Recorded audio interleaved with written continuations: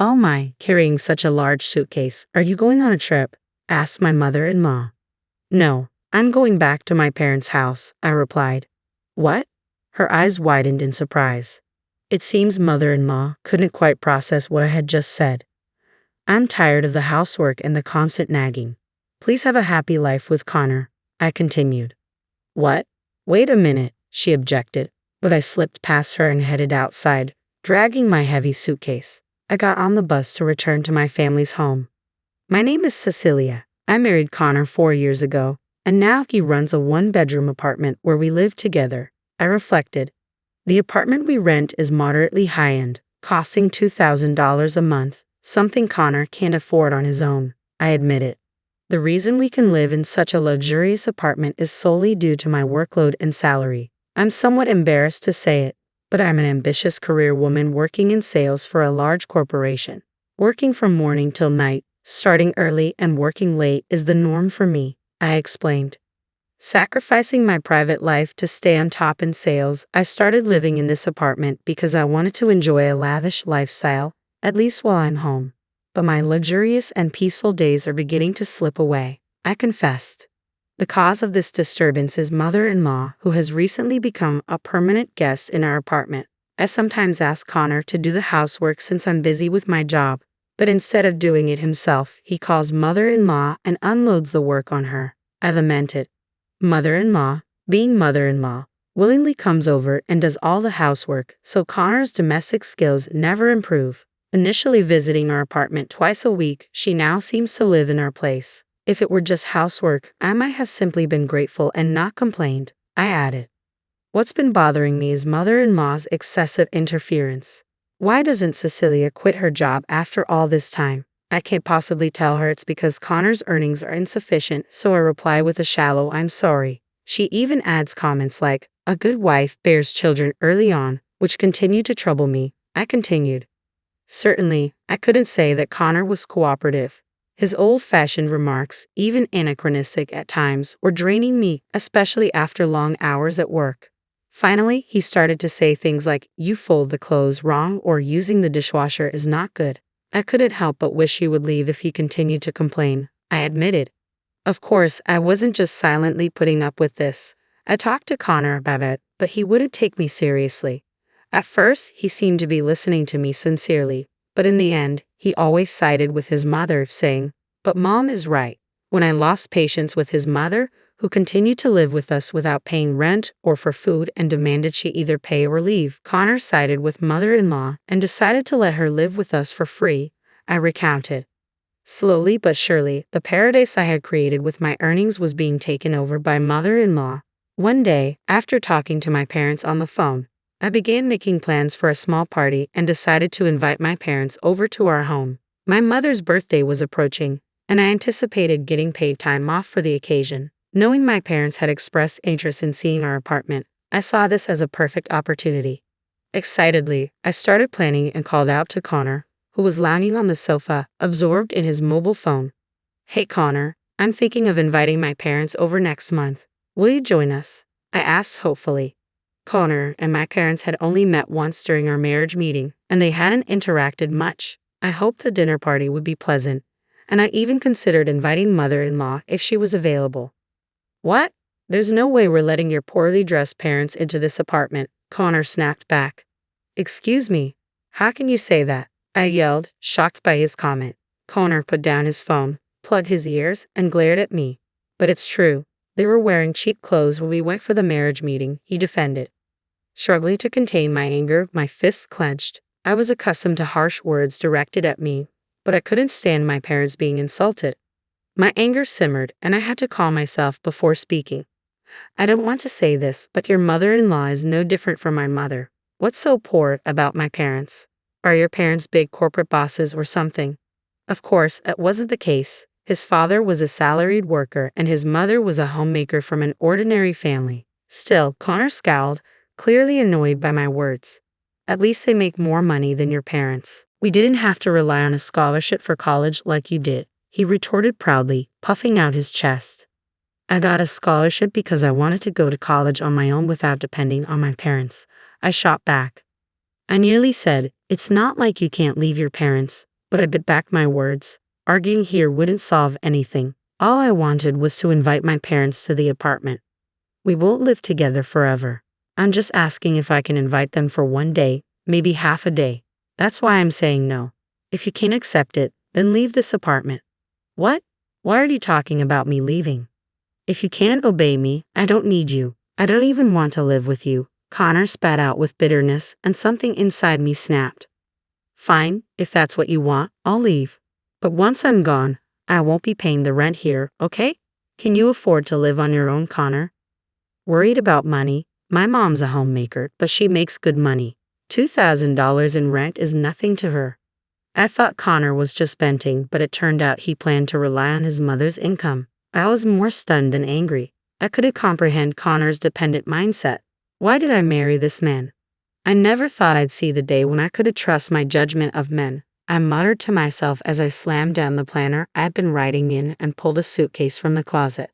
The closet was filled with items my mother-in-law had brought over, and my belongings were pushed to the back.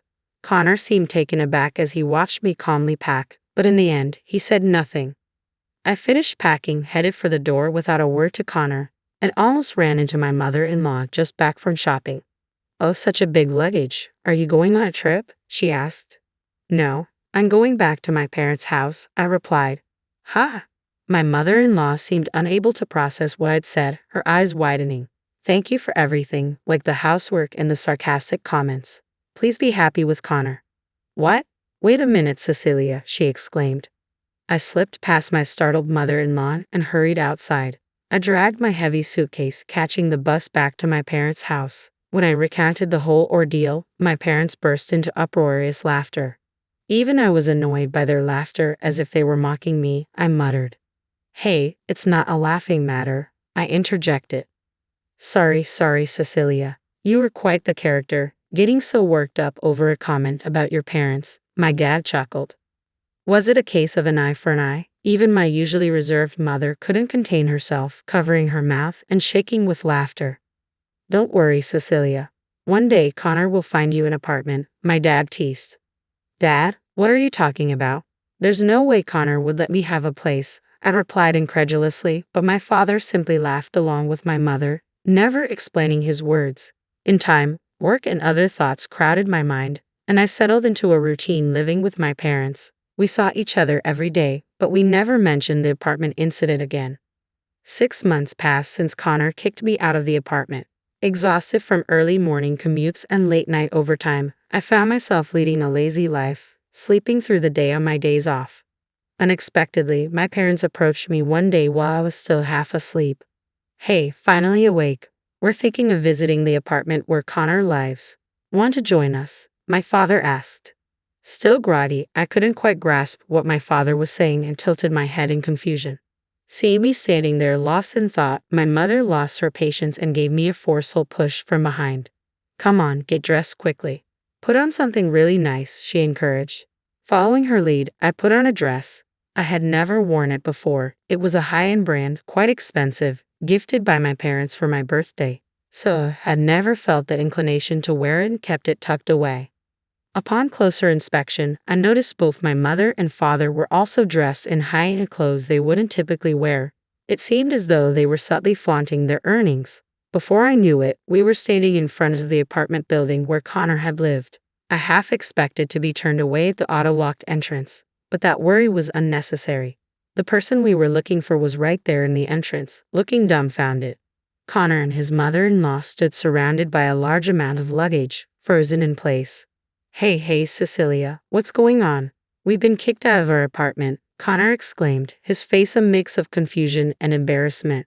"Kicked out? Did you not pay the rent?" I asked, thinking it was an obvious question, but Connor looked away shamefaced. "I paid it. I even went into debt to make the payment," he admitted quietly. I was utterly dumbfounded by Connor's confession. As I suspected, the claim that mother-in-law was earning money was a lie. Yet they had kept up the pretense of living in a luxury apartment, even going into debt for it. If it were me, I would have moved out long ago. "Why were you kicked out? Did you cause any trouble or something?" I pressed further, but Connor shook his head, clearly clueless. Mother-in-law, who had been silently listening, also seemed at a loss, her gaze fixed on the luggage in the entrance. The awkward silence was broken by my father's sudden laughter, echoing through the entrance. My mother, elegantly covering her mouth, joined in. "What's so funny, Dad?" I asked, puzzled. "No, I'm sorry, it's just amazing. Connor, we'll give you another room if you don't want to use this one. We can arrange for a new one." My father chuckled. "What? What are you talking about?" Connor's voice rose in confusion, mirroring mine. Mother-in-law, like me, appeared bewildered, her gaze wandering between us. "Didn't you know? This apartment has been owned by our company for the past 3 months," I explained, my voice tinged with disbelief. Mother-in-law's mouth fell open in astonishment, unable to comprehend. It was an understandable reaction. I hadn't disclosed to Connor that my father was the president of a real estate agency, and more importantly, that my mother held a similar role as president of a subsidiary within my father's company. Together, they formed a successful entrepreneurial couple. Perhaps I inherited their entrepreneurial genes, considering my exceptional talent in sales.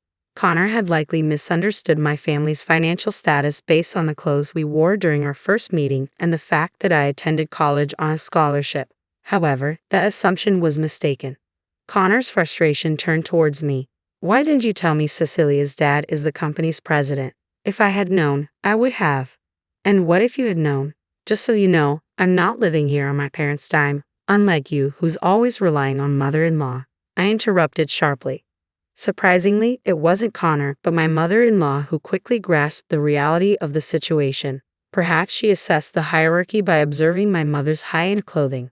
Suddenly, she seemed to gauge my parents' mood before speaking tentatively. I sold the house because Connor said to move here. If we're kicked out, we'll have nowhere to live." Mother-in-law glanced at my parents' stoic faces, but neither of them cracked a smile. It was unnerving even for me, their actual daughter, to see their serious demeanor. My mother softened her expression, trying to reassure mother-in-law gently. "You've been behind on rent for over 3 months, haven't you? We've sent reminders and made many calls, but received no response. We've had to proceed with eviction."